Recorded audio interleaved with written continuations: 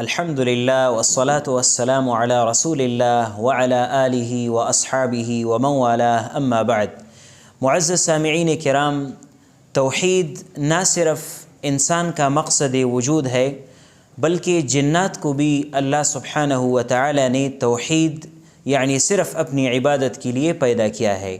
اللہ سبحانہ و تعالی کا ارشاد ہے وَمَا خَلَقْتُ الْجِنَّ وَالْإِنسَ إِلَّا لِيَعْبُدُونَ، کہ میں نے جنوں اور انسانوں کو صرف اس لیے پیدا کیا ہے کہ وہ میری عبادت کرے۔ تو اس سے ہمیں یہ بات معلوم ہو جاتی ہے کہ صرف اللہ سبحانہ و تعالی کی عبادت کرنا حقیقی توحید ہے، جو کہ ہمارا مقصد زندگی ہے، اور اس بات پر ایمان اور یقین رکھنا عقیدہ توحید کہلاتا ہے۔